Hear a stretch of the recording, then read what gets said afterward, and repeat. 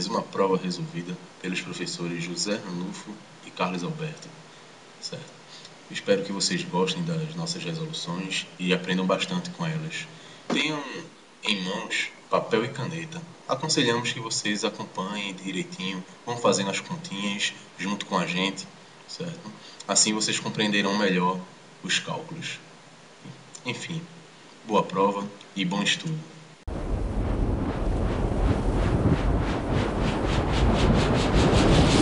Vamos à primeira questão. 7 bilhões de habitantes, aproximadamente, é a população da Terra hoje.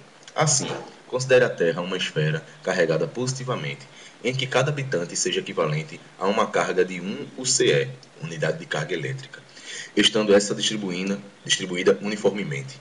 Desse modo, a densidade superficial de carga em ordem de grandeza, em unidades de UCE por metro quadrado, será: devemos considerar o raio da Terra igual a 6 vezes 10 a sexta metros e π igual a 3. Bem, o que é dado nessa questão? São dados nessa questão o número de habitantes, que vai ser equivalente à quantidade de carga elétrica, certo? Já que um habitante equivale a uma unidade de carga elétrica, que é de 7 vezes 10 a nona habitantes, certo? O raio da Terra, 6 vezes 10 a sexta, π igual a 3, ok? O que a questão está pedindo é para calcular a densidade superficial de carga, em ordem de grandeza. Densidade superficial de carga vai ser a quantidade total de carga, certo? Dividido pela área da superfície. Na questão, a área da superfície é a área da superfície da Terra, que equivale à área da superfície de uma esfera. A gente pode calcular a área da esfera usando 4π vezes r ao quadrado, certo? Adotando isso, temos que a densidade superficial de carga é n, onde n é o número de habitantes, dividido por 4π r ao quadrado, onde a gente vai substituir aqui o raio da Terra, certo? Sendo assim, n é 7 vezes 10 a nona, 4π vezes 6 vezes 10 a sexta elevado ao quadrado. 4 vezes π dá 12, 6 ao quadrado 36, 10 a sexta ao quadrado, 10 elevado à 12ª potência. Efetuando essa conta, nós encontramos que a densidade é aproximadamente 1,6 vezes 10 a menos 5 UCE por metro quadrado. Como a questão pede ordem de grandeza, devemos lembrar que a ordem de grandeza de um número é a potência de 10 mais próxima deste número, certo? Então, para a gente obter a ordem de grandeza, devemos escrever o número em notação científica. A notação científica consiste em você escrever um número com um número entre 1 e 10, multiplicado por uma potência de 10. Se este número que está entre 1 e 10 é menor do que 5,5, a ordem de grandeza é a própria potência de 10. Se este número é maior do que 5,5, a ordem de grandeza é a potência de 10, só que somamos 1 no expoente. Como 1,6 é menor do que 5,5, a ordem de grandeza é a própria potência de 10, que é 10 a menos 5, alternativa D. Vamos à próxima questão.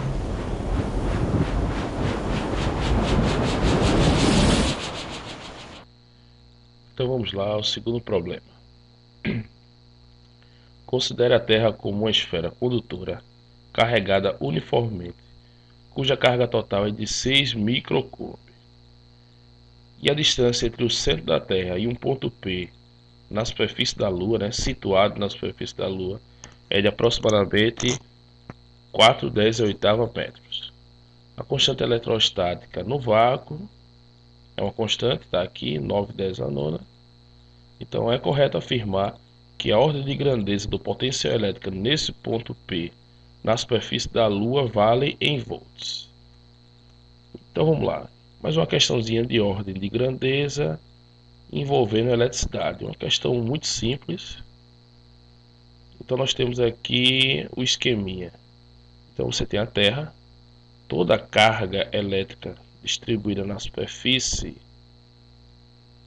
da Terra, não é isso? A distância da Terra, do centro da Terra até um ponto P. Existe uma distância D. Então lá nas aulas de eletrostática a gente sempre comenta que vamos considerar que está sendo uma esfera condutora e fora da esfera toda essa carga se comporta como se ela tivesse concentrada exatamente neste ponto aqui, certo? Que esse ponto seria o centro da Terra. E nós sabemos calcular o potencial elétrico de uma carga pontiforme, que é dado por potencial igual a K vezes Q dividido por D. Então, justamente, D é a distância desse centro aqui, que é como se a carga estivesse toda concentrada aqui. Então, eu quero o potencial gerado por esta carga a uma certa distância D aqui, ok? Então, vamos lá. Então, potencial, então H, K vezes Q dividido por D. Então, agora é só jogar os valores e fazer a continha aí. Então, V é igual a constante, 9, 10 a nona, igual a 6, 10 a menos 6, que eu tenho uma carga 6 microcoulomb. O micro quer dizer 10 a menos 6, dividido pela distância. A distância está aqui, 4, 10 a nona. Então, fazendo a conta aqui, multiplicando esses valores aqui, 9 vezes 6 dividido por 4 dá exatamente 13,5. 10 a nona com 10 a menos 6, 10 a terceira, dividido por 10 a oitava. Então ficamos aí com 13,5, 10 a menos 5. Repete a base e subtrai os expoentes aqui, ó. Então 13,5, 10 a menos 5 volts. Colocando isso aqui em notação científica, voltando uma casinha aqui, ó. Então fica 1,35, 10 a menos 4 volts. Mas perceba que ele não quer exatamente o valor, né, que você marca o valor. Ele quer que você dê a ordem de grandeza. Como esse número aqui é menor do que 5,5, olha, então a ordem de grandeza é praticamente a mesma potência de 10. Então temos aí que a ordem de grandeza é dada por 10 a menos 4 volts. Então com isso ficamos aí com a resposta letra C. Nosso gabarito, letra C, ok? Então continue aí e acompanhe a terceira questão. Terceira questão.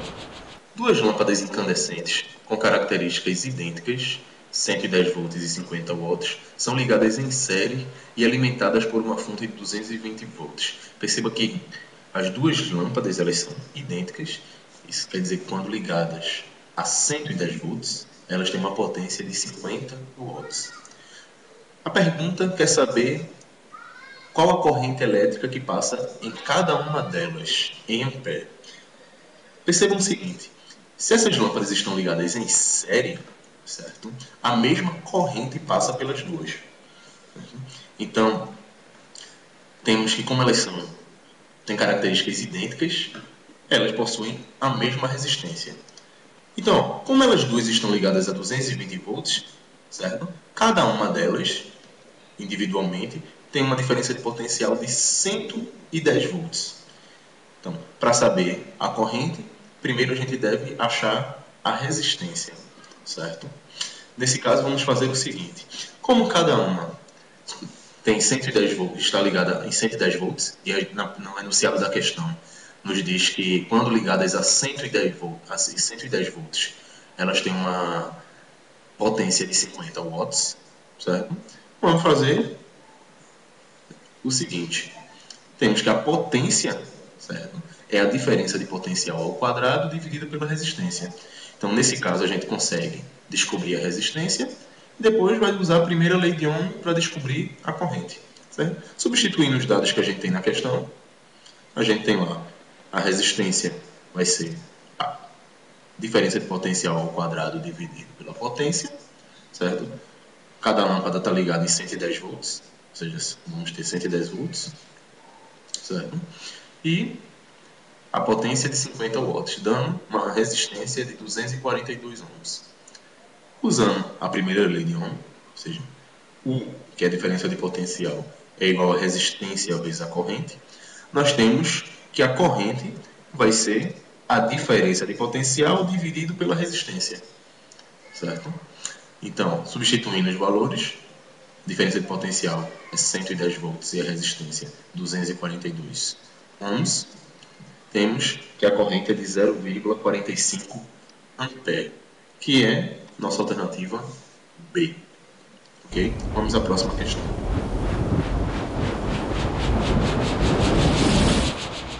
Então vamos lá ao quarto problema. Então, o quarto problema da prova da UPE, vestibular 2013. Ligando 4 lâmpadas de características idênticas em série com uma fonte de tensão de 220 volts, é correto afirmar que a diferença de potencial elétrico em cada lâmpada em volts vale. Temos aqui as alternativas, então vamos analisar aí. Informações importantes aí do meu problema. As lâmpadas têm características o que aqui? Idênticas e estão ligadas em série, ok?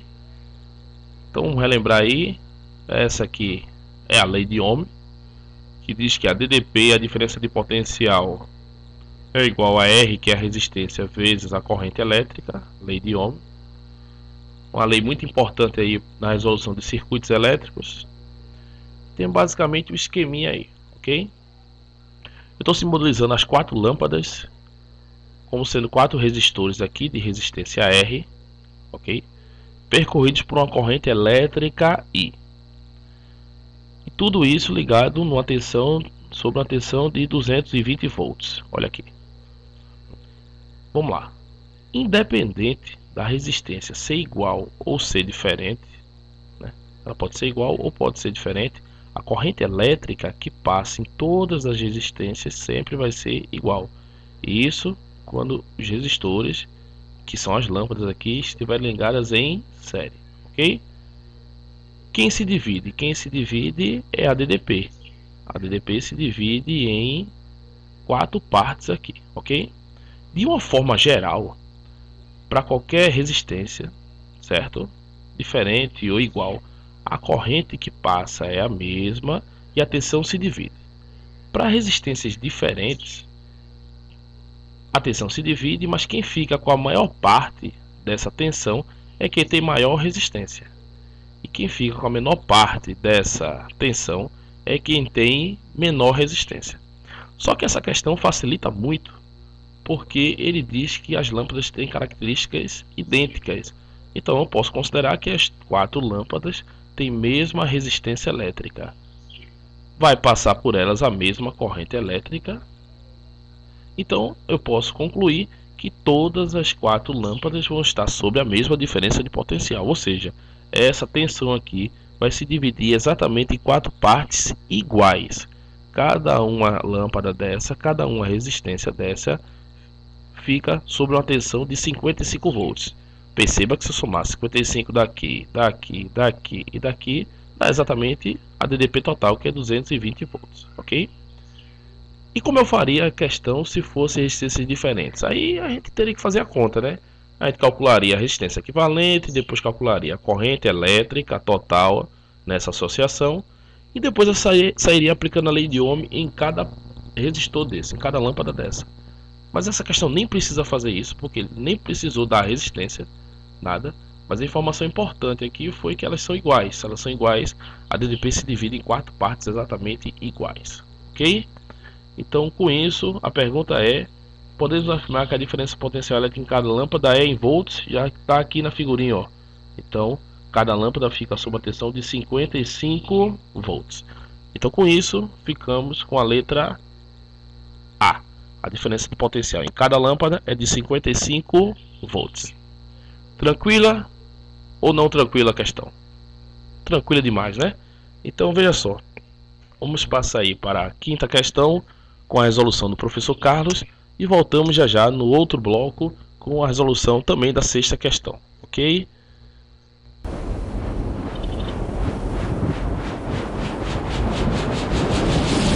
Número 5. Considerando-se um determinado laser que emite um feixe de luz cuja potência vale 6 mW, é correto afirmar que a força exercida por esse feixe de luz quando incide sobre uma superfície refletora vale, dados velocidade da luz igual a 3 vezes 10 à oitava metros por segundo. Okay? Então a questão pede a força, certo? De um laser que emite um feixe de luz com potência de 6 mW. Lembrando que potência é uma medida da conversão de energia, certo? Ou seja, a potência diz quão rápido uma energia convertida. A potência é definida como um trabalho por unidade de tempo. É possível mostrar também que a potência pode ser calculada através da força vezes a velocidade, certo? Ou seja, P igual a F vezes V. Então, nesse caso, se adotarmos essa expressão, a força é a potência dividido pela velocidade, a potência sendo 6 vezes 10 a menos 3, ou seja, 10 a menos 3 é do miliwatts, e a velocidade 3 vezes 10 a oitava. Fazendo uma conta muito rápida, temos que a força é 2 vezes 10 a menos 11 newtons, o que fornece o gabarito, certo? A alternativa é da questão. Embora o uso da expressão P igual a F vezes V tenha fornecido o gabarito, o seu uso, nesse caso, ele é inadequado. As partículas de luz, fótons, transferem quantidade de movimento à superfície, devendo, então, a definição de força ter um tratamento mais apropriado. Certo? Então vamos para uma outra maneira de abordar essa questão. Segundo, certo? A força, segundo a lei de Newton, é massa vezes aceleração, mas também pode ser escrita como a variação da quantidade de movimento com o tempo. Certo? Essa é a forma mais apropriada de tratar a força nesse caso. Além de energia, as ondas eletromagnéticas também possuem momento linear. Isso significa que nós podemos exercer uma pressão sobre o corpo, ou seja, uma força por área, simplesmente iluminando o corpo. Entretanto, essa pressão deve ser muito pequena, já que, por exemplo, não sentimos nenhuma pressão quando alguém nos fotografa usando um flash. Para determinar o valor da variação da quantidade de movimento, certo? Que precisamos para usar a força, achar a força, vamos supor que um corpo, nesse caso a superfície em que a gente está sendo iluminado, seja submetido por um feixe de uma radiação eletromagnética durante um intervalo de tempo ΔT. Vamos supor ainda que esse corpo esteja livre para se mover e que a radiação, certo, seja totalmente absorvida pelo corpo. Isso significa que durante esse intervalo de tempo que estamos considerando, certo, o corpo recebe uma energia, ΔE, e absorve essa energia. Maxwell mostrou, certo, é possível mostrar, que a variação da quantidade de movimento está relacionado com a variação de energia por essa expressão aqui, quando a energia é absorvida. Ou seja, a variação da quantidade de movimento é a variação da energia dividido pela velocidade da luz. Em vez de ser absorvida, a radiação pode ser refletida pelo objeto, no caso da nossa questão. Ou seja, ela pode ser emitida novamente. Se a radiação é totalmente refletida, o módulo da variação do momento é 2 vezes maior que no caso da absorção. Então, no caso de reflexão, a variação da quantidade de movimento é 2 vezes ΔE sobre C. Então, se pegarmos essa expressão da variação da quantidade de movimento e substituir aqui, nós podemos encontrar a força. Certo? A força, nesse caso, é ΔE sobre C vezes T. ΔE sobre ΔT é nossa definição de potência. Ou seja, a potência é uma medida da conversão de energia por unidade de tempo. Então, a força, nesse caso, vai ser a potência sobre a velocidade da luz, que é 6 vezes 10 a menos 3, que é 3 vezes dividido por 3 vezes 10 a oitava, o que nos dá 2 vezes 10 a menos 11 newtons, no caso de uma superfície que absorve a radiação. No caso de uma superfície que reflete essa radiação, nós temos um fator 2 multiplicativo aqui. Nesse caso, nós vamos encontrar que a força é 4 vezes 10 a menos 11 newtons. Percebam que, no primeiro caso, no primeiro método que usamos, a expressão potência é força vezes velocidade, certo? Nós encontramos que a força era 2 vezes 10 a menos 11, o que nos fornece o gabarito da questão. No entanto, quando tratamos força com a matemática mais precisa, mais arrojada, certo? Convenientemente, nós encontramos que a força para uma superfície refletora, que é o que a questão diz, certo? Que a superfície reflete a luz, nós vemos que a força é 4 vezes 10 a menos 11. Ou seja, essa questão deveria ter sido anulada, pois ela não tem uma resposta correta.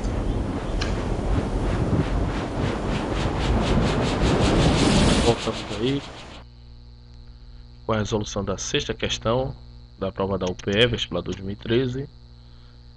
Então lembre-se, interessante que você pegue sempre um bloco de notas, um papel, e vá repetindo as contas, e vá acompanhando tudinho com o seu bloquinho de notas aí, certo? Ou sua folhinha, ok? Então vamos dar continuidade aí, resolvendo a sexta questão desta prova. Então dizia o seguinte: uma régua cujo comprimento é de 50 centímetros está se movendo paralelamente à sua maior dimensão com a velocidade de 0,6 c. Lembre-se que c é a velocidade da luz no vácuo, que é uma constante e vale 300 mil km por segundo. Isso por enquanto é irrelevante para a nossa questão, mas é só para a gente ir relembrando aí, ok? Então o que estamos dizendo aqui é que esta régua está se movendo com 60% da velocidade da luz em relação a um certo observador. Sobre isso, é correto afirmar que o comprimento da régua em centímetros para esse observador vale. Então temos aí uma questão, né, da parte de física moderna, especificamente da parte de relatividade restrita ou relatividade especial, ok? Só que a questão ela torna-se um pouco simples, porque se nós vimos em sala de aula, sempre quando a gente vê relatividade em sala de aula, as coisas mais fundamentais aí que a gente comenta é justamente a dilatação do tempo e a contração do espaço, ok? Então nós temos aí uma figurinha esquemática para poder entender isso aí. Então, para um observador em repouso em relação à barra, em relação à régua, ele vê um comprimento próprio dessa régua de 50 centímetros, ok? Como a direção de movimento desta régua é na horizontal, e vamos considerar que a maior dimensão dela é na horizontal, então vai haver uma contração no espaço, uma contração deste comprimento aqui, na medida que essa régua, né, se desloca a uma velocidade de 0,6 c. Aí lembre-se da propriedade, né? Só há contração deste comprimento na mesma direção de movimento desse objeto, ok? Então, se esse cara está se movendo na horizontal, só há contração desse comprimento na horizontal, ok? Então, para que esse observador que vê essa régua passar 0,6 c, vê essa régua com um comprimento L. E como é que eu consigo calcular esse comprimento L? Então nós temos aí a fórmula da contração do espaço aí, ok? Que é igual a L igual a L0 raiz de 1 menos V quadrado sobre C quadrado. Jogando os valores, então L é igual a L0, está aqui o comprimento próprio, L0, vezes raiz de 1 menos V. Qual a velocidade da régua? 0,6 c, olha aqui, ó. 0,6 c ao quadrado dividido por c quadrado, ok? Continuando a conta, 50 vezes raiz da mesma conta aqui, aí 0,6 ao quadrado, c quadrado aqui, ok? Resolvendo essa parte aqui. Esse c quadrado eu posso simplificar com esse c quadrado, e 0,6 ao quadrado é 0,36, então ficamos com isso aqui. L igual a 50 vezes raiz de 1 menos 0,36. Então ficamos com L igual a raiz de 50 vezes raiz de 0,64, L igual a 50 raiz de 0,64, 0,8. E 50 vezes 0,8 ficamos com 40 centímetros. Então, para um observador que vê essa régua, né, se deslocar a uma velocidade de 0,6 c, ele vê um comprimento de 40 centímetros para essa régua, ok? Então, para um observador em repouso ele vê 50, o comprimento próprio dela é 50 centímetros, e para um observador, certo, que vê essa régua, né, se deslocar a uma velocidade de 0,6 c, ele vê 40 centímetros. Então, é uma questão direta, né, só aplicar na fórmula, aplicação direta de fórmula, ok? Então ficamos aí com a resposta, nosso gabarito, letra B. Olha aí. Então, mais uma questão aí. E vamos agora passar para a sétima questão, certo? Com a resolução do professor Carlos. Ok? Até mais.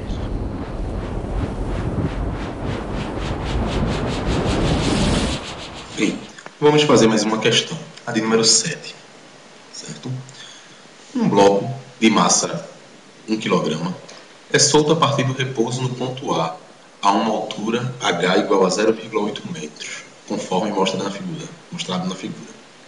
No trecho plano, entre os pontos B e C, de comprimento L igual a 3,5 metros, o coeficiente de atrito cinético é 0,1. No restante do percurso, o atrito é desprezível. Após o ponto C, encontra-se uma mola de constante elástica K igual a 1 vezes 10 ao quadrado newtons por metro. Considere a aceleração da gravidade como G igual a 10 metros por segundo ao quadrado. Ok, o que nós temos aqui é uma questão de mecânica, certo? Temos um bloco que é solto do repouso de uma altura h, certo? E ele vai deslizar por essa rampa. Quando ele chegar no ponto B, entre os pontos B e C, certo? Há atrito.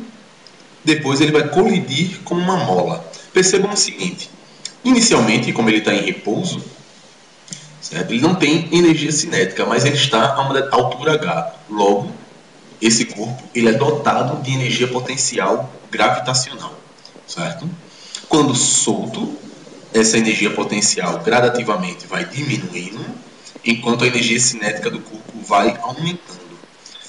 No trecho BC, como existe atrito, esse corpo vai perder energia na forma de calor. O atrito vai realizar um trabalho sobre o corpo, certo? E esse trabalho vai fazer com que a energia mecânica do corpo, do bloco de massa M, diminua, até ele colidir com a mola. Quando ele colidir com a mola, toda a energia cinética dele, certo? Vai ser transformada em energia potencial elástica da mola. A mola vai ser comprimida, depois vai empurrar o bloco novamente, ele vai passar por esse trecho BC e vai subir.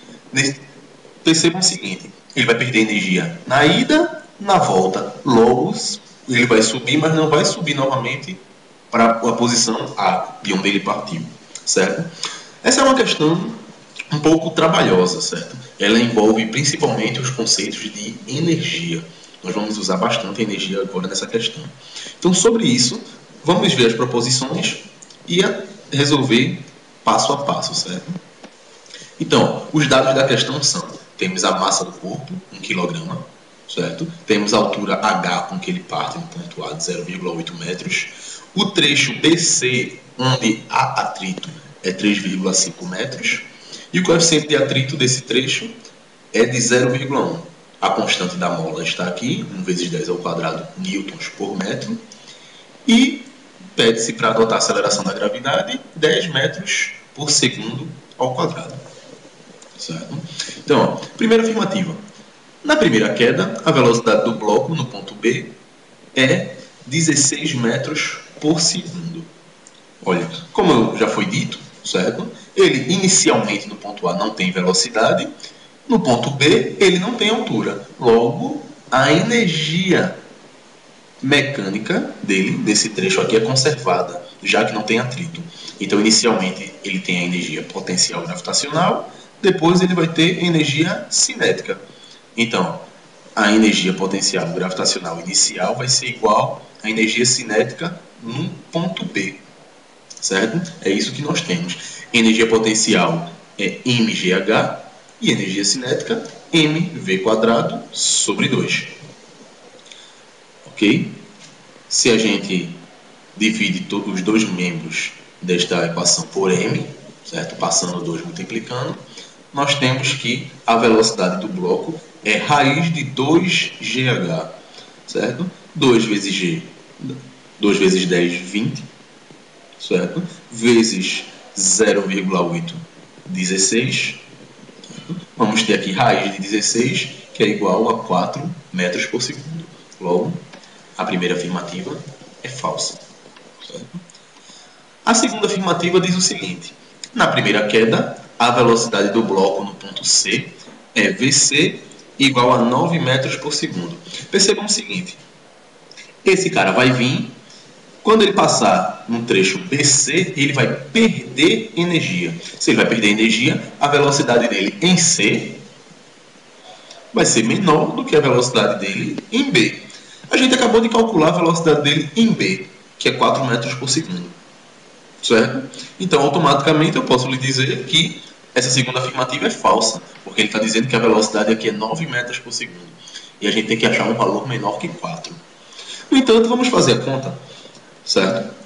Então, temos o seguinte, a gente vai ter que a energia cinética aqui no ponto C vai ser a energia mecânica dele inicial, que eu posso usar a energia cinética no ponto B, ou posso usar a energia potencial no ponto A. Na primeira afirmativa, nós já dissemos que isso, a energia potencial em A é igual à energia cinética em B, quando ele passa pela primeira vez. Certo? Só que agora vai ter um trabalho realizado pela força de atrito. Certo? Então a energia cinética em C vai ser a energia potencial em A, que é a energia mecânica inicial do sistema, mais o trabalho da força de atrito. Mas você pode se perguntar, mas por que o sinal mais? Calma, o trabalho do atrito nesse caso é negativo, certo? A força aponta da direita para a esquerda, enquanto o deslocamento é da esquerda para a direita. Então, o atrito vai dissipar energia do sistema. Então, a energia cinética no ponto C, mVc ao quadrado sobre 2. Energia potencial no ponto A, mgh. E o trabalho da força de atrito, negativo, é força vezes distância. A força de atrito vai ser coeficiente de atrito vezes a normal, e a distância percorrida é a distância do trecho BC, que é igual a L. Certo? Então, nesse caso, temos que, como no trecho BC é horizontal, o trecho BC é horizontal, a normal, nesse caso, é igual ao peso, que é mg. Então, só substituir a normal aqui por mg. Certo? Quando a gente substituir o valor de mgh, vamos achar que a energia inicial do sistema é de 8 joules. Certo? Quando substituímos os dados aqui, vamos achar que o trabalho da força de atrito no trecho BC é 3,5 joules, o que nos dá a energia cinética no ponto C, 4,5 joules. Certo? Então, agora que a gente já tem a energia cinética no ponto C, podemos achar a velocidade. A velocidade aqui vai ser 2 vezes 4,5 na raiz. 2 vezes 4,5 é 9. Raiz de 9, 3 metros por segundo. Essa é a velocidade no ponto C. Logo, a afirmativa 2 é falsa. Certo? Vamos para a terceira afirmativa. A terceira afirmativa diz que, na primeira queda, a deformação máxima da mola é 30 centímetros. Bom, temos aqui, acabamos de calcular a energia cinética dele no ponto C. A partir de C, certo? Não tem mais atrito. Logo, a energia mecânica nesse trecho aqui vai ser conservada. Ou seja, a energia cinética, quando ele colidir com a mola, vai comprimir a mola, vai ser convertida em energia potencial elástica. Então, energia cinética do ponto C, mvc quadrado sobre 2.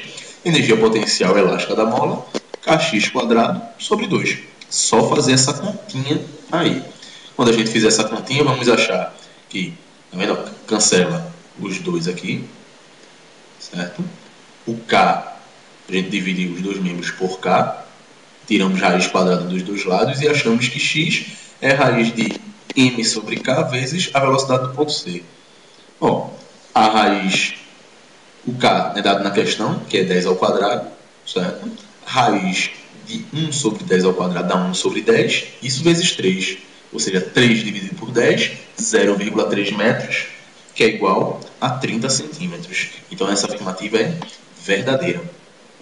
A última afirmativa, a afirmativa 4, diz o seguinte: o bloco atinge o repouso definitivamente em uma posição de 1 metro à direita do ponto B. Percebam o seguinte, no trecho BC é o único trecho onde a energia vai ser dissipada do sistema, tendo que o comprimento do trecho BC é 3,5 metros, nós precisamos achar agora qual a distância necessária, certo?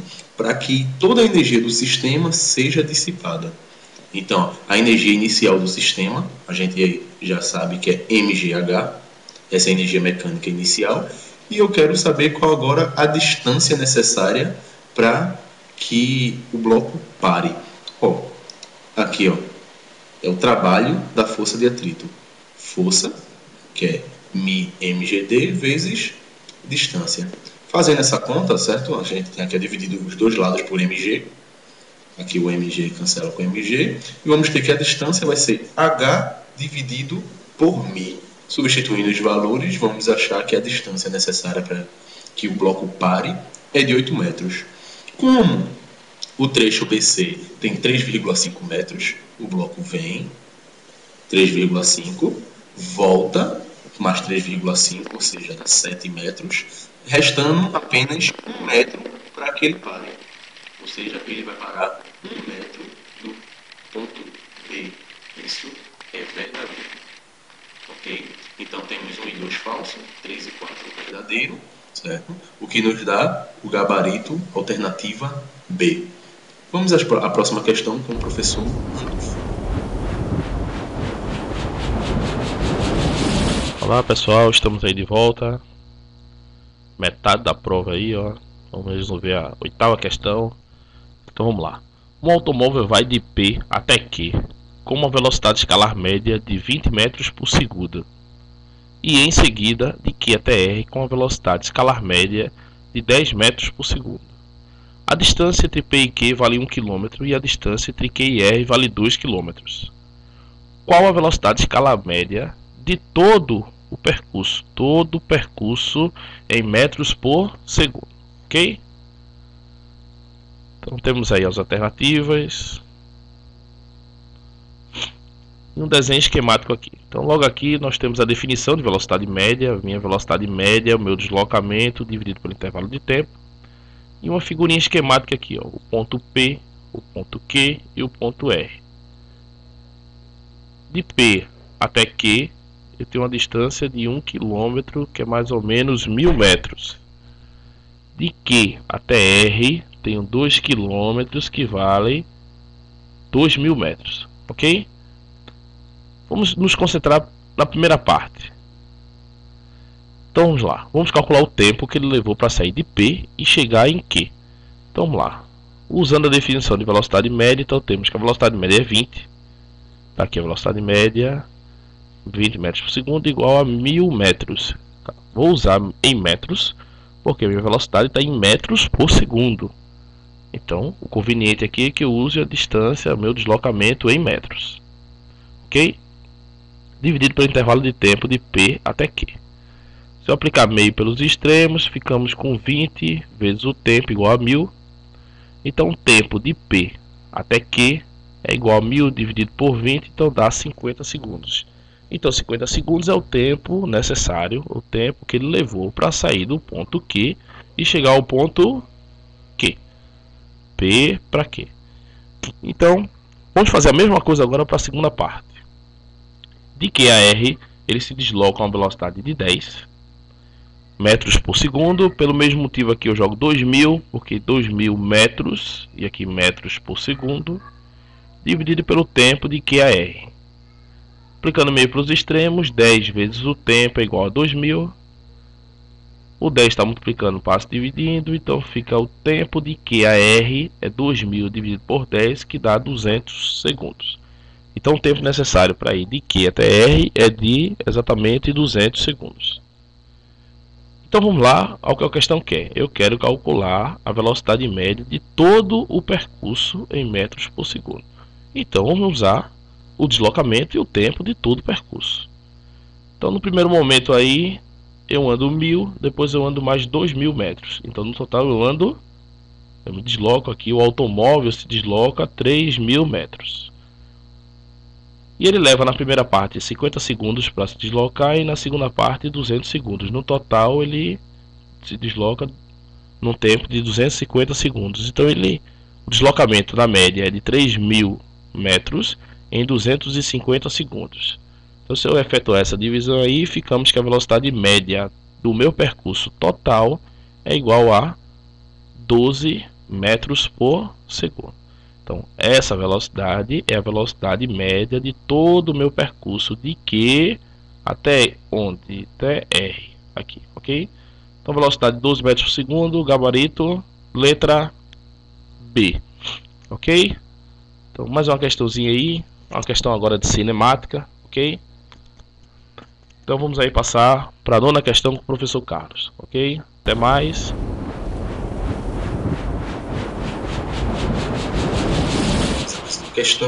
A questão de número 9, passamos aí pela metade da prova, certo? Questão 9 da UPL 2013 diz o seguinte: o Brasil é um dos países de maior potencial hidráulico do mundo, superado apenas pela China, pela Rússia e pelo Congo. Esse potencial traduz a quantidade de energia aproveitável das águas dos rios por unidade de tempo. Considere que, por uma cachoeira do Rio São Francisco, de uma altura H igual a 5 metros, a água é escoada numa vazão de 5 metros cúbicos por segundo. Qual é a expressão que representa a potência hídrica média teórica oferecida pela cachoeira, considerando que a água possui uma densidade absoluta de 1.000 kg por metro cúbico, que a aceleração da gravidade tem módulo g igual a 10 metros por segundo e que a velocidade da água no início da queda é desprezível, certo? Então, mais uma questão aí pedindo potência, certo? Mais uma vez, vamos lembrar que a potência é o trabalho por unidade de tempo. Bem, nós temos aí, né, uma questão típica de energia, né? Você vai ter água acumulada a 5 metros de altura e essa água, você tem uma energia potencial associada a essa altura, vai descer a uma vazão de 5 metros cúbicos por segundo e essa energia potencial vai ser transformada em energia cinética. Essa energia cinética da água, quando escorrer, ela vai bater nas turbinas da usina hidrelétrica e vai gerar eletricidade, certo? Então, os dados aí da questão são a altura, né, 5 metros, a vazão Z, que é 5 metros cúbicos, e a densidade da água, que é 1.000 kg por metro cúbico. Então, questãozinha simples, aplicação direta, certo, dos conceitos. Você tem aí, ó, a potência, que é o trabalho por intervalo de tempo, certo? Ou seja, você vai ter que P, nesse caso, quem vai realizar o trabalho é a força-peso. Ele vai pegar a massa de água que está numa altura e vai realizar trabalho sobre ela. Então, a potência vai ser mgh, o trabalho do peso, dividido pelo tempo. Só que nesse caso nós não temos a massa da água, temos o volume, temos a densidade, né? A massa é densidade vezes volume, então substituindo aqui a densidade vezes volume, vezes GH dividido por tempo. Ó, volume por tempo, certo? É a vazão. Então, substituindo aqui V sobre ΔT por Z, nós temos simplesmente que a potência é D, que é a densidade, vezes a vazão, vezes a aceleração da gravidade, vezes a altura em que essa água está armazenada. Substituindo esses valores, nós temos aqui, ó, 1.000 vezes 5 vezes 10 vezes 5, 10 vezes 5, 50, certo? 50 vezes 5, 250, vezes 1.000, que dá 25 vezes 10 a quarta watts. Certo? Olhando para o gabarito, nós vemos que todas as respostas estão em megawatts. O prefixo mega significa 10 elevado à sexta potência. Então aqui, ó, nós andamos mais duas casinhas para cá, para poder somar 2 aqui e ficar um 10 à sexta. Então, andando duas casinhas, nós vamos ter 0,25 megawatts. O gabarito, alternativa A. Certo? Perceba uma questãozinha simples, aplicação direta dos conceitos trabalhados em sala de aula. Certo? Lembrando sempre, potência, trabalho por intervalo de tempo. Nesse caso aqui, a gente não precisou converter em uma unidade, já que todas as unidades são dadas no sistema internacional, são no SI. Okay? Vamos agora para a questão 10 com o professor Ranulfo.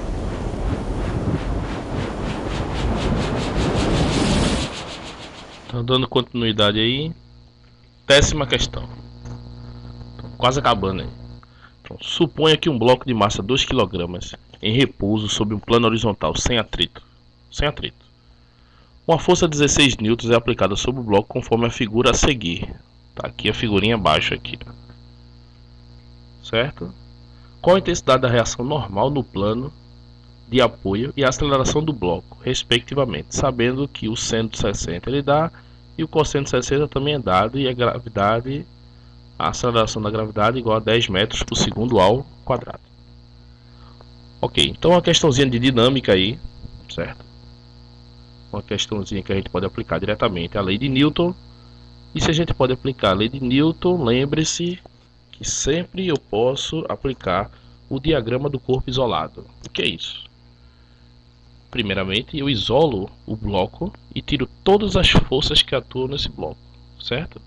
A partir disso, né, depois dessa que a gente coloca todas as forças que agem no bloco, que a gente começa a analisar a situação. Então, estamos aqui. Eu tenho um peso do bloco, naturalmente, que é o peso é massa vezes gravidade, dá 20 newtons. A reação normal, a reação da superfície, a reação normal sobre o bloco. E esta força F, que é a força que eu estou aplicando, que vale 16 newtons. Ok? Pronto. Aí o que fizemos aí no primeiro momento? Dividimos todas as forças nas direções horizontal, na horizontal e na vertical, ok? Na medida que todas as forças ficarão nessas direções.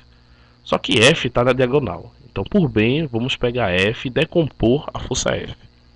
Então, a componente horizontal dessa força F está aqui, ó. A componente dela horizontal, que eu chamo de Fx. Então, Fx vai ser F vezes o cosseno do ângulo.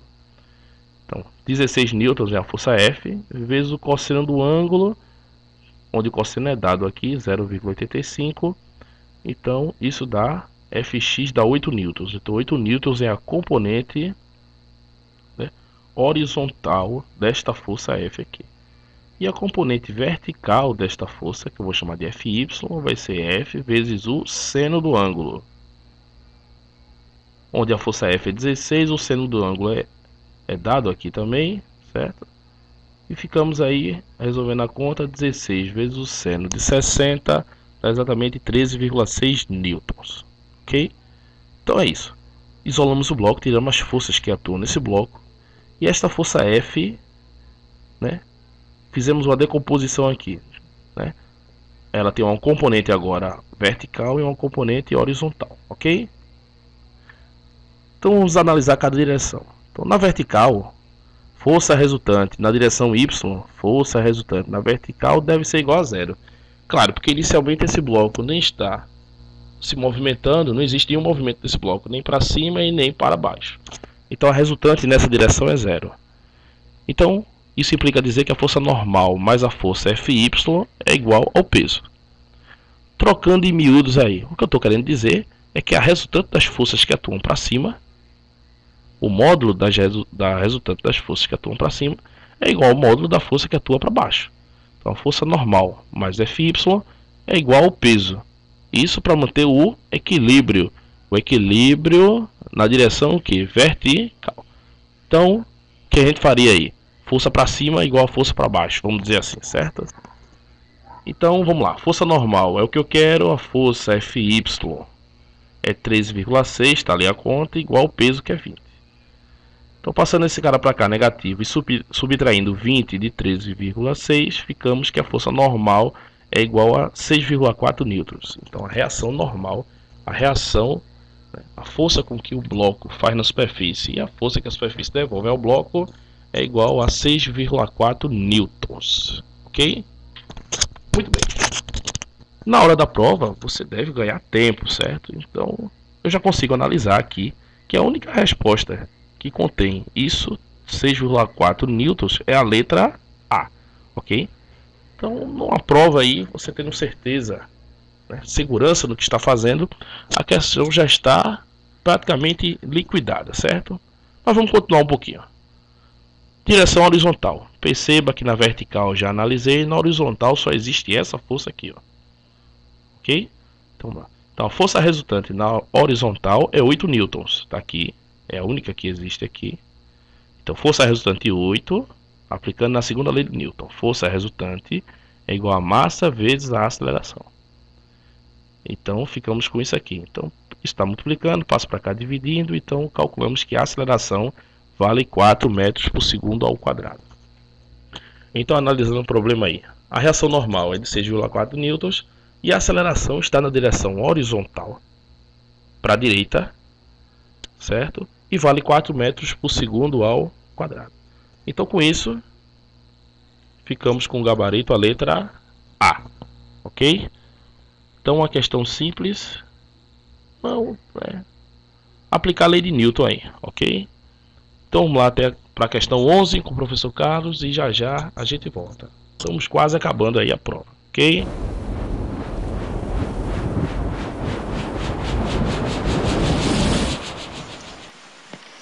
Questão de número 11. A questão diz o seguinte: Curiosity pousa com sucesso em Marte.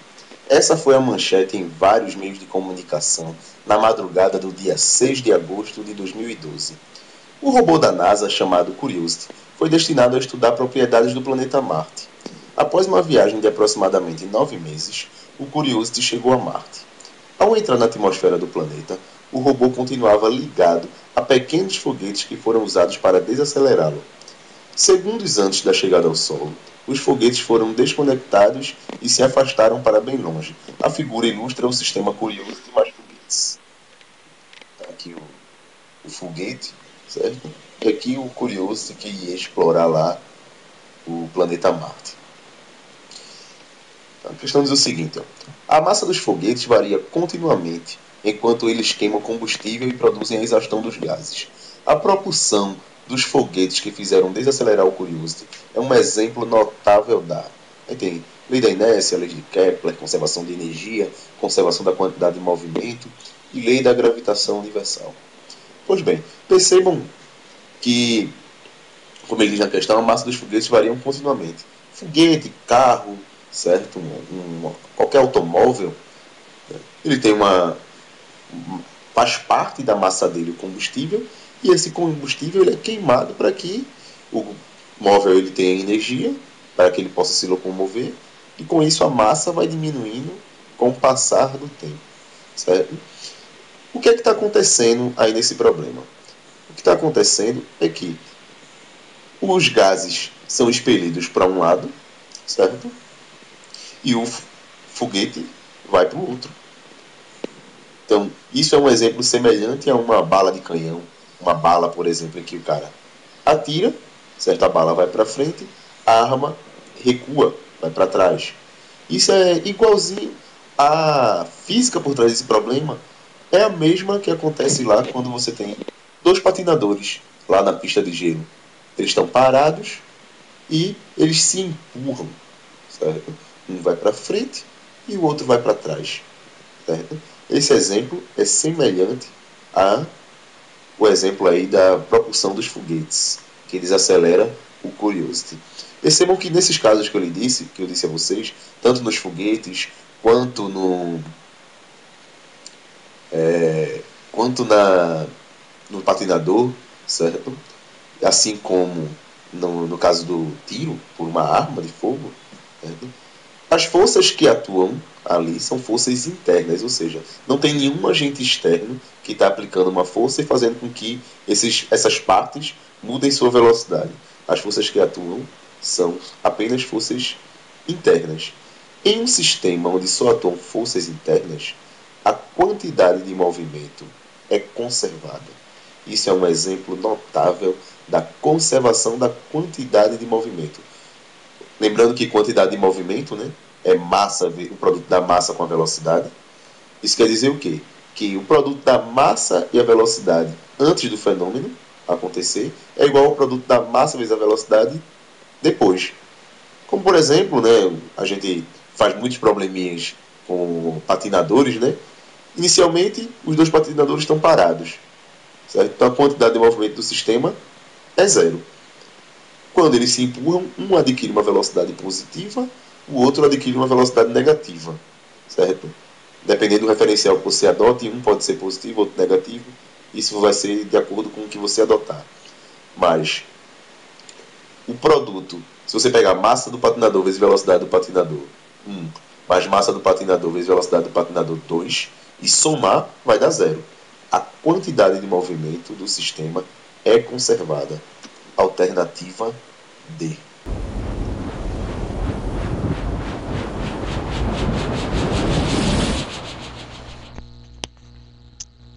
Bem, então vamos lá, mais uma questão. Questão 12. O sistema da figura a seguir é composto por uma barra homogênea AB, onde está articulada no ponto A. Ela pode rotacionar aqui em torno desse ponto A e pesa 100 newtons. O objeto P pesa 50 newtons. O objeto P pesa 50 newtons para que esse sistema permaneça estático, em repouso. Analise os seguintes itens. É dado aqui os senos e os cossenos do ângulo de 30 graus e ele diz aí: o peso Q pesa 200 newtons, a componente. Vamos lá, né? Essa questão é uma questão, ela foi anulada, certo? Existem alguns problemas nela, mas a gente resolve ela e vê, fazer alguma revisãozinha sobre esse assunto, mas alguma coisa, a questão está bem estranha. Por exemplo, essa alternativa 3, ele diz que a componente horizontal de QX, é 174 newtons. Por que está aqui? Porque não existe nenhuma componente horizontal nela. As únicas forças que atuam sobre Q é o peso e uma tração.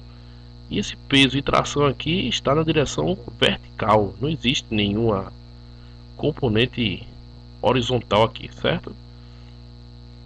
No demais aqui a gente faz as contas e vê aqui o que acontece, ok? Então temos a figura aqui, certo? Vamos nos concentrar por enquanto na barra, certo? Vamos esquecer por enquanto as forças que atuam aqui na articulação, certo? Vamos pegar esse braço de alavanca aqui e considerar as forças que agem nesse braço de alavanca, considerando um eixo de rotação que passa por esse ponto A, ok? Então nós temos aqui, no braço da alavanca está sendo, né, tem a força peso da própria barra, a força de 50 newtons exercida por esse pezinho P e uma força de tração aqui. Só que essa força de tração está na diagonal. Por bem, a gente vai decompor numa componente horizontal, vertical e uma componente horizontal, certo? Para calcular o torque, que é justamente a força a uma certa distância do eixo de rotação aqui, a força que me interessa é uma força que faz 90 graus com a barra. Então o que vai me interessar aqui é essa tração na direção Y aqui, ó, que vai aparecer aqui. Então tá aí, as duas componentes dessa tração. A tração TX e uma tração TY aqui. Então pega o seu bloco aí de cadernos e já vá calculando TX e TY. Lembre-se aqui, ó. TX vai ser T vezes o cosseno deste ângulo e TY vai ser T tração vezes o seno deste ângulo aqui, ok? Então TY e TX. Então você já pode ir adiantando o seu trabalho aí no seu papelzinho, ok? Então equilíbrio da rotação. A teoria me diz que o somatório de todos os torques é igual a zero, para que não haja rotação, certo? Então consideramos aí que o torque é igual a mais ou menos força vezes a distância da força até um eixo que passa pelo ponto A, ok? Então vamos lá, torque da tração. Então, menos, que consideramos que essa tração fará essa barra girar no sentido horário, aqui ó, se eu aplicar uma força aqui para cima, ela está no sentido horário aqui, ó, ela vai girando aqui assim, ó. Okay? Então, a tração TY, que é TY? T vezes o seno do ângulo, o ângulo é 30, tá aqui o ângulo 30, vezes L, L é a distância, que é o comprimento da barra aqui, ó, da tração TY até o eixo de rotação, mais 100 vezes L sobre 2, 100 é o peso da própria barra, e essa força peso está atuando na metade da barra, então a distância daqui para cá é L sobre 2, mais o torque desta força aqui, 50 vezes L, que é o braço todo, ó. Então o somatório de tudinho dá igual a quanto? Zero. Então nós temos o torque da componente da tração, o torque do peso da própria barra e o torque da força peso do bloquinho ali, ok? Então, fazendo as contas, nós ficamos com isso aqui, seno de 30 é meio, né? O L eu posso cortar, porque essa equação está igualada a zero, então esse L eu posso cortar, 100 sobre 2, 50, e aqui fica 50, ok? fazendo as contas, acabamos de achar que a tração é igual a 200 newtons. Então, tração 200 newtons, segue a linha aqui, ó, tração, é essa tração aqui. Então, essa tração praticamente é o peso do bloco Q, ó, aqui, ok? Que é o mesmo fio, ó. Então, peso do bloco Q. Então, consigo achar que o peso de Q vale 200 newtons, beleza? Agora vamos passar aqui, peso de Q igual a 200 newtons. A segunda parte é o equilíbrio da translação. Na translação, a gente sabe que a força resultante é igual a zero. Então, na articulação, a gente consegue enxergar que vai existir duas componentes das forças aqui na articulação: o Rx e o Ry.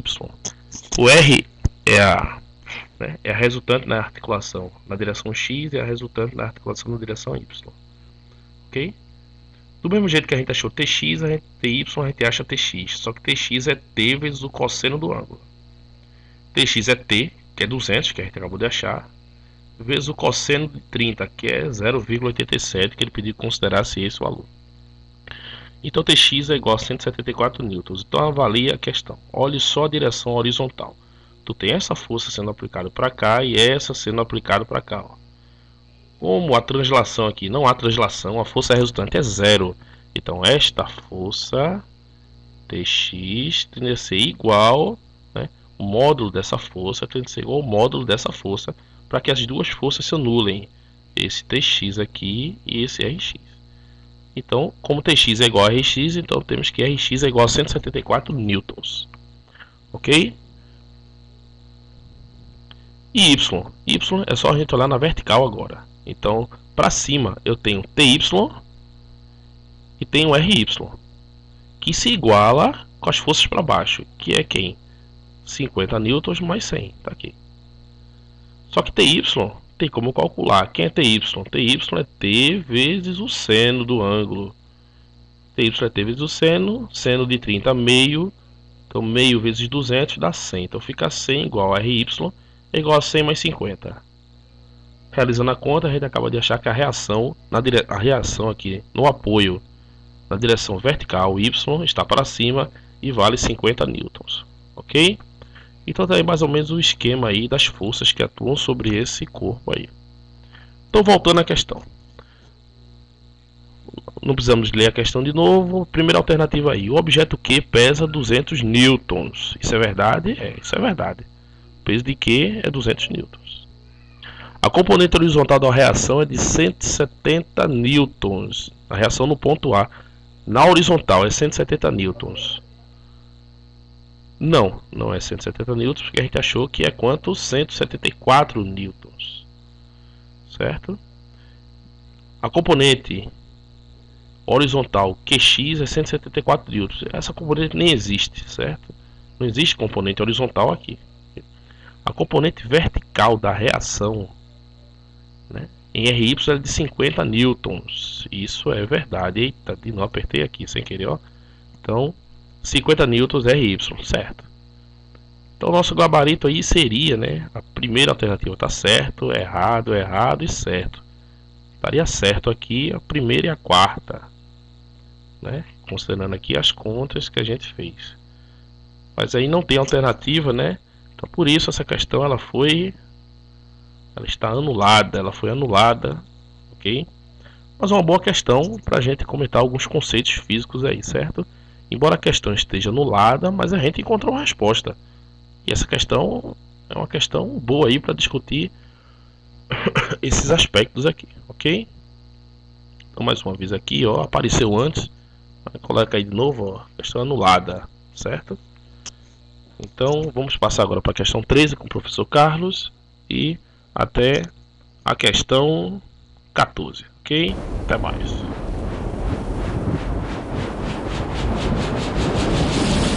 Estamos aqui na reta final dessa prova, vamos para a 13ª questão, certo? Uma questão de ótica geométrica. A questão diz o seguinte: uma lente plano-côncava, mostrada na figura a seguir, possui um raio de curvatura R igual a 30 cm. Quando imersa no ar, o índice de refração do ar igual a 1, a lente comporta-se como uma lente divergente de distância focal f igual a menos 60 cm. Percebam que essa lente é uma lente de bordas grossas, bordas espessas. As lentes de bordas espessas, quando imersas no ar, ou seja, quando imersas em um meio cujo índice de refração é menor do que o delas, as lentes de bordas grossas são lentes divergentes e as lentes de bordas finas são lentes convergentes, certo? Devemos sempre lembrar que as lentes convergentes têm foco positivo e as lentes divergentes têm foco negativo. Nesse sentido, a questão foi muito bondosa conosco, né? Colocou o sinal do foco, disse lá que o foco é igual a menos 60 centímetros. Mas isso não é de praxe. Você deve saber que lentes divergentes têm um foco negativo. Aí a questão pede para assinalar a alternativa que corresponde ao índice de refração dessa lente. Ok? Então temos aqui uma face plana, certo? E temos uma face côncava. E pede o índice de refração da lente. Essa é uma questão simples, uma questão de aplicação direta de fórmula, certo? A fórmula que vamos utilizar aqui é a equação dos fabricantes de lentes, certo? Que diz que o inverso do foco é igual ao índice de refração da lente dividido pelo índice de refração do meio menos 1, que multiplica 1 sobre R1 mais 1 sobre R2, onde R1 e R2 são os raios de curvatura da face. Uma outra coisa que devemos lembrar nesse caso, certo? Devemos lembrar sempre que se a face for convexa, que não é o caso, o raio de curvatura é positivo. Certo? Se a face for côncava, o raio de curvatura é negativo. E se a face for plana, o raio de curvatura é infinito. Ok? Lembrando dessas condições, é só substituir os dados que a gente tem na equação dos fabricantes de lentes e chegamos ao gabarito. Então, substituindo aqui o foco, a questão já diz que é menos 60, certo? Lente divergente, foco negativo. O índice de refração da lente é o que queremos descobrir, dividido pelo índice de refração do meio, no caso é o A, igual a 1, menos 1 sobre menos 30, ok? O raio de curvatura aqui é igual a 30 centímetros, só que a face ela é côncava, então ele é negativo, certo? Mais 1 sobre R2. Okay, o R2 é a face plana. A face plana tem um raio de curvatura infinito. Quando você tem 1 e divide por algo muito grande, certo? Dá certo. Então, ajeitando aqui os sinais, nós vamos ficar aqui com menos 1 sobre 60. Aí pegando esse e multiplicando aqui e multiplicando. Aqui também temos menos n lente sobre 30. Menos com menos vai ficar mais 1 sobre 30. Isolando o índice de refração da lente, nós vamos ficar aqui L sobre 30 vai ser igual a 1 sobre 30 mais 1 sobre 60. Ok? Tirando o mínimo aqui, o MMC, temos que o MMC entre 30 e 60 é 60. 60 dividido por 30 dá 2, fica um 2 no numerador. 60 dividido por 60 dá 1, mais 1 no numerador. 2 mais 1 dá 3. Então, 3 sobre 60 é igual ao índice de refração da lente sobre 30. Usando aí o produto dos meios pelos extremos, nós encontramos que o índice de refração da lente é 1,5, que é a alternativa C do gabarito.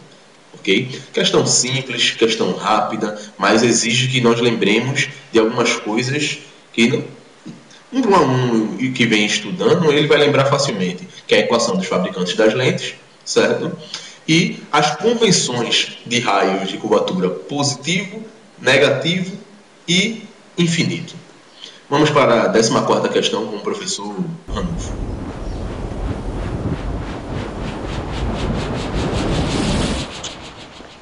Vamos lá, dando continuidade, questão 14. Eita, essa questão aí é um pouco longa, certo? Não é uma questão muito comum nas provas de vestibular, mas é uma questão diferencial, certo? Se a pessoa faz essa questão, ela com certeza está muito à frente dos demais candidatos que não fazem essas questões. tipo de questão, ok? Então vamos lá devagarinho. Questão 14 diz o seguinte: uma máquina térmica opera de acordo com o ciclo dado da figura a seguir, onde possui duas curvas adiabáticas, AB e CD. De B para C, o calor é absorvido da fonte quente. Considerando que o gás utilizado pela máquina é ideal, assinale a alternativa que mostra o rendimento desta máquina. Isso não é muito comum no livro de ensino médio, mas você pesquisando um pouquinho, você nota que esse ciclo, ele é um ciclo chamado ciclo diesel, certo? Onde a gente pode calcular o rendimento desse ciclo diesel. O mais comum é que a gente comenta em sala de aula é o ciclo de Carnot, né? Mas estamos nesse ciclo aí, o ciclo diesel. Perceba que esta curva aqui do gráfico é adiabática e essa curva aqui do gráfico é adiabática. Então, calor, não há troca de calor nessas duas curvas aqui, nessas duas transformações aqui, nessa e nessa. Na medida que o rendimento depende das quantidades de calor trocadas, né? A quantidade recebida pela fonte quente e a quantidade de calor jogada para a fonte fria, né? Rejeitado para a fonte fria, ok? Então, ficamos aí com essas alternativas para marcar, então vamos lá a conta. Temos aí o ciclo. Então, por bem aí, é fácil notar que o calor, né, entra na máquina através dessa transformação aqui, que é uma transformação isobárica, que mantém a pressão constante. E o calor aqui é rejeitado para a fonte fria, né, no processo aqui de D para A. Ok? Aqui eu tenho uma isocórica, uma transformação onde eu mantenho o volume constante, certo? Então eu enxergo mais ou menos os dois jeitos de se fazer esse problema, certo? Um completa o outro. Então nós temos aqui algumas fórmulas que deverão ser usadas aí no processo. Então temos aqui a primeira lei da termodinâmica, que diz que o calor é igual ao trabalho mais a variação da energia interna. Temos que a variação da energia interna é dada por 3 meios de N, que é o número de mols, R, constante universal dos gases, e ΔT, variação da temperatura. Lembre-se, eu posso usar essa porque no começo da questão ele diz que o gás é ideal. Então, para um gás ideal, ΔU é dado por esta equação aqui, ok? A definição de trabalho de uma isobárica, que é P vezes ΔV. Temos também que o trabalho pode ser calculado como NR ΔT, ok? Então, numa isobárica, ou eu uso essa, ou eu uso essa aqui. Temos aqui a lei de transformação de gás, só que aqui é uma transformação adiabática, ok? Esse gama aqui é dado no começo da prova, justamente é o Cp sobre Cv, que é o calor específico molar de pressão constante, e o calor específico molar de volume constante, ok? Esse gama é justamente a razão entre os calores específicos aí, ok? Temos a equação de Clapeyron. Isso é a equação de Clapeyron, PV igual a nRT, só que aqui eu isolei T, ok? Então vamos lá. Para calcular o rendimento eu preciso justamente da razão de Q2 sobre Q1. Usando a primeira lei da termodinâmica, nós temos que Q2 é igual a ΔU2, porque em Q2 o trabalho ele é zero, ó. Esse cara é zero. Então fica Q igual a ΔU, certo? Então Q2 é igual a ΔU2. Q1, que vem por aqui, eu uso a lei completa, né? Então Q1 é igual a trabalho 1 mais ΔU1, certo? Então aqui na situação 1 e aqui na situação 2, ok? Então o ΔU2 é 3 meios de NR ΔT2. ΔT2 é a variação da temperatura daqui para cá, ok? E Q1 é justamente o trabalho mais ΔU. Então, o trabalho 1 vai ser dado por NR ΔT1, considerando essa equação aqui, mais a variação da energia interna, 3 meios de NR ΔT1, ok? Então ficamos com isso aqui. Perceba, essa questão é um pouco longa, então é imprescindível que você pegue uma folha e vá acompanhando as contas e tente refazer essas contas, ok?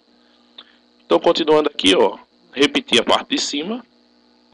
e somei esse termo com esse termo aqui, ó. Quando eu somar esse termo com esse termo aqui, eu fico com 5 meios de NR delta T1. Então eu fico com isso aqui, ok?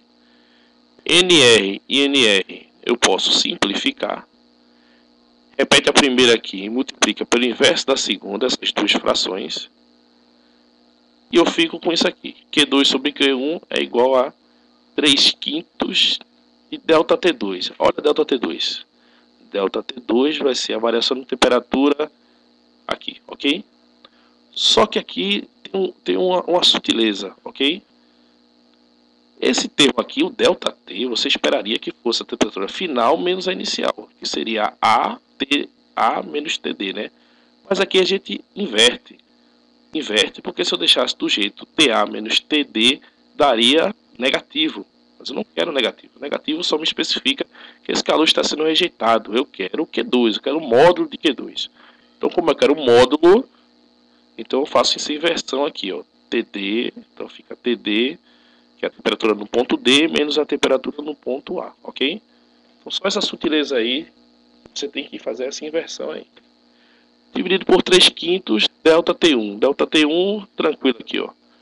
Temperatura final, temperatura no ponto C, menos a temperatura no ponto B. Então, ficamos com isso aqui.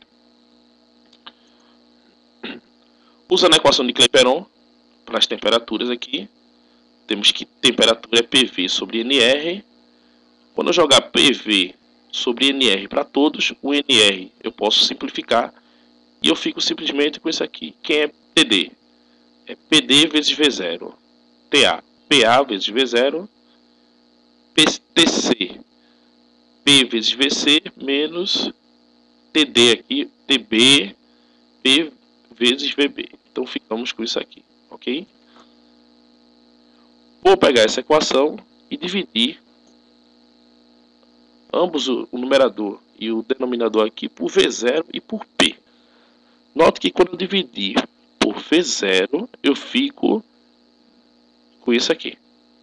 E os V0s de cima todos são simplificados, ó. E quando eu dividir por P, esse P daqui é simplificado, ok? E aparece o P aqui, ó. Então ficamos com isso aqui, ok? Agora vamos pegar, né, a lei de transformação, né, de um gás na transformação adiabática. Ficamos com isso aqui. Então, se você acompanhar pelo gráfico aí, você percebe que PA sobre P, ó, pressão no ponto A sobre P, que é a transformação que ele vem daqui para cá, é VB elevado a gama sobre V0 elevado a gama. E PD sobre P, que seria a pressão no ponto D, certo? Sobre P, que seria para ele vir por essa curva aqui, ó. Então fica PD sobre P é igual a VC elevado a gama dividido por V0 elevado a gama. Substituindo essa parte aqui e essa parte aqui, ficamos com... O que a gente vai ficar vai estar na outra página, certo? Eu botei isso aqui logo para a gente perceber isso aqui. 1 elevado a gama é CV sobre CP. Claro, eu inverti aqui, então isso aqui é o inverso, né? Sabemos que gama é CP sobre CV. Calor específico molar de pressão constante sobre calor específico molar de volume constante. Como eu inverti, aqui está o inverso. Então, nas aulas de termodinâmica, a gente sabe que para um gás ideal, CV é 3 meios de R e CP é 5 meios de R. Repetindo a primeira, multiplicando pelo inverso da segunda e cortando o R aqui, ficamos com os 3 quintos. Justamente esses 3 quintos que está aqui. Então, esse termo aqui eu posso retirá-lo e botá-lo 1 sobre gama. E esses termos aqui, substituir aqui no numerador. E ficamos com isso aqui. Certo? Então, Q2 sobre Q1 é igual a 1 sobre gama, tenho 3 quintos aqui. E fazendo a devida substituição, fica com isso aqui. Então perceba que o meu rendimento, isso é uma constante, fica em função simplesmente dos volumes aqui, ó. Dos volumes que eu tenho, né? VB, VC e V0, tá aqui. E como o rendimento é dado por 1 menos Q2 sobre Q1, que é justamente o que eu estava à procura, Q2 sobre Q1, então o rendimento dessa máquina fica igual a 1 menos gama vezes essa coisinha aqui. Okay? Então, o rendimento dessa máquina é dado por essa equaçãozinha aqui, certo? Então, o conselho é que você volte o vídeo, certo? Fique dando pausas na medida que você vai fazendo as contas, ok? E você vai notando tudinho que a gente calculou. Outra, dê uma boa revisada em termodinâmica, certo? Essa parte pega aquelas sutilezas do final do capítulo de termodinâmica, certo? O jeito 2 é um jeito até mais rápido, mas você teria que lembrar daquela relação de que aí tem o Q2 sobre Q1.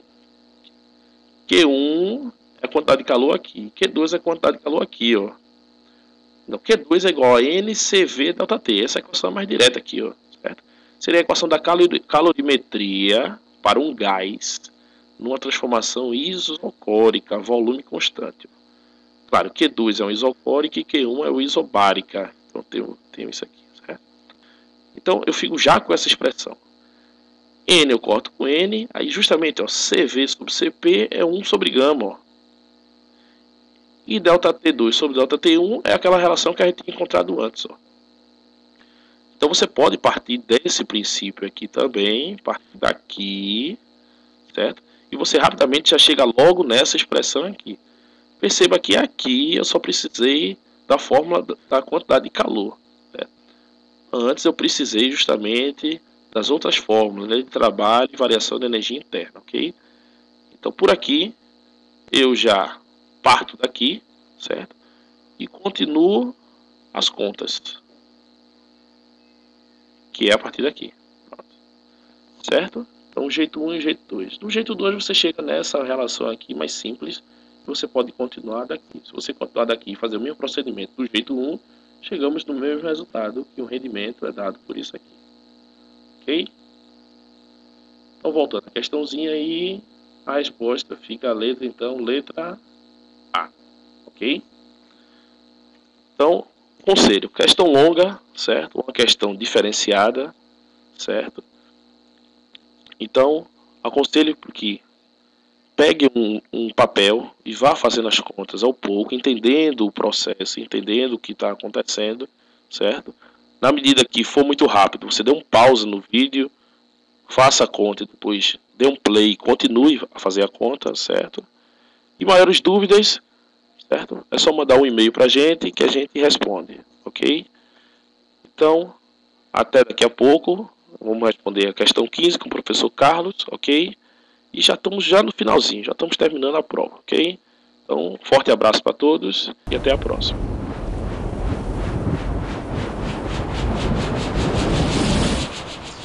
Estamos aí no finalzinho da prova.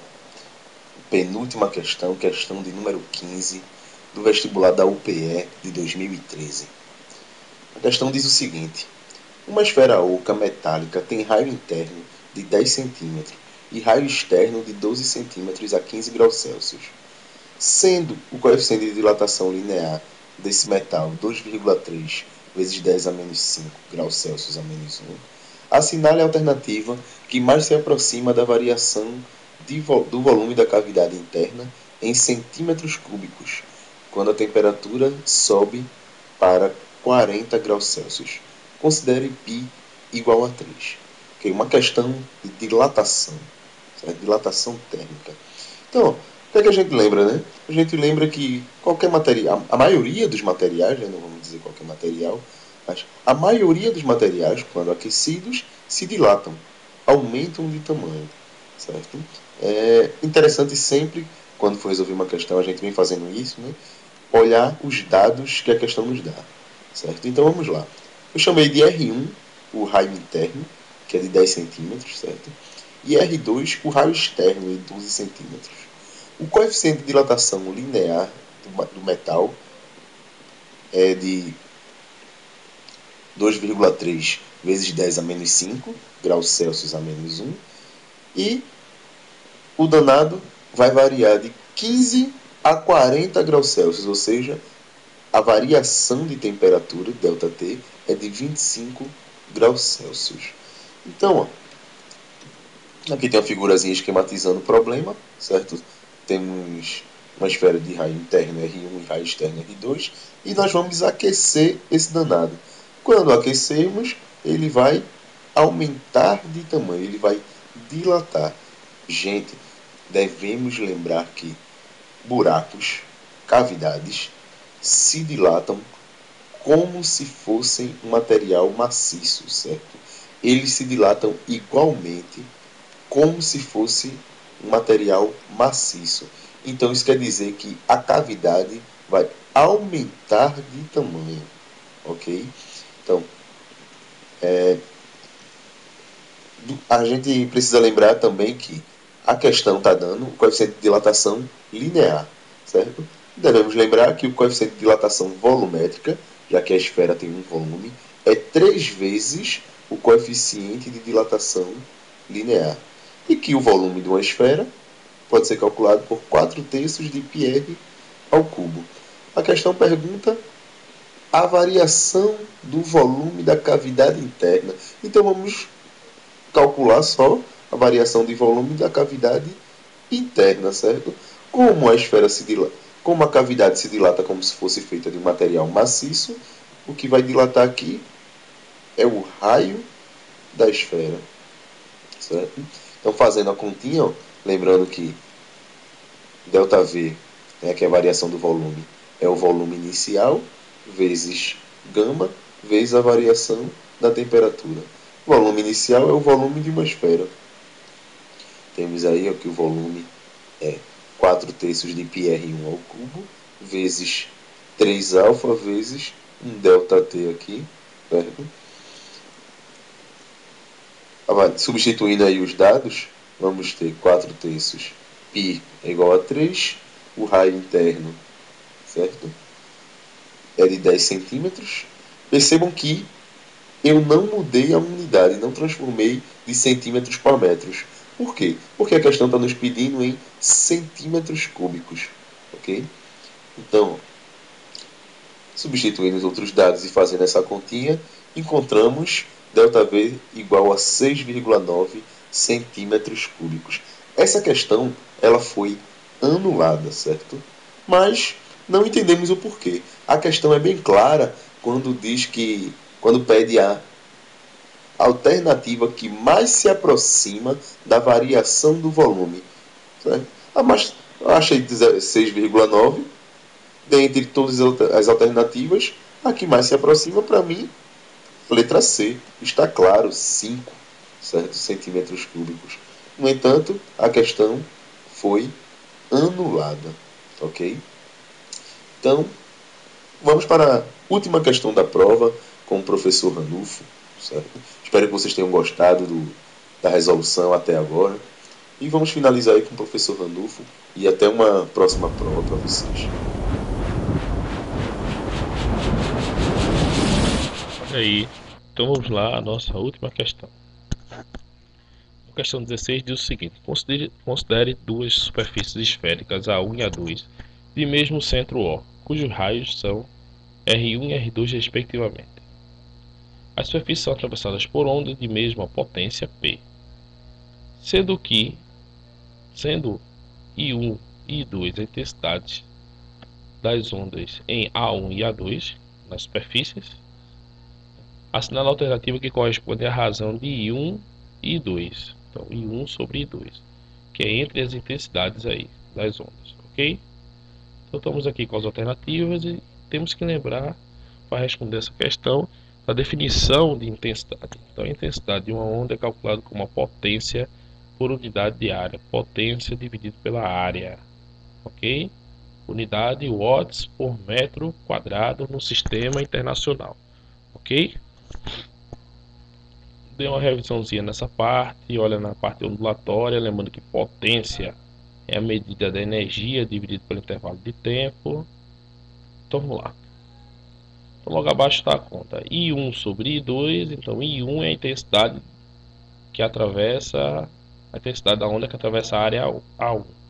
I2 é a intensidade da onda que atravessa a área A2. Então I1 é igual a potência sobre A1 e I2 é a potência sobre A2. Claro, a questão está dizendo que é de mesma potência, a potência que atravessa as áreas é a mesma, certo? A potência é a mesma. Então, divisão de fração aqui, repete a primeira e multiplica pelo inverso. Ficamos com isso aqui. Como a potência é igual, eu posso simplificar aqui, cortar a potência aqui e aqui. E ficamos simplesmente com A2 sobre A1. Aí vamos lembrar um pouquinho de geometria. A área da superfície esférica. Como é que eu calculo a área da superfície esférica? É medido por, tá aqui, ó, 4πr². Então A2 fica 4πr2 ao quadrado e A1 4πr1 ao quadrado. 4π eu corto com 4π e fica simplesmente R2 ao quadrado sobre R1 ao quadrado, que é justamente a minha resposta. A1 e 1 sobre 2 é R2 ao quadrado sobre R1 ao quadrado. Lembrando que R1 e R2 são os raios das superfícies esféricas, né? A1 e A2. Então, em resumo, ficamos com isso aí. E 1 sobre 2 é igual a R2 ao quadrado mais R1 ao quadrado. Então, gabarito da nossa questão, ficamos com a letra C. Ok? Então, damos início aí, início não, né? O término da nossa prova, certo? Não deixe de acessar a nossa página, né? Tirar maiores dúvidas e logo que possível postaremos mais provas, certo? À medida que o tempo vai passando, a gente vai cada vez mais postando mais provas e você pode ir acompanhando, ok? Então, eu e o professor Carlos desejo bons estudos para todos, certo? E até a próxima.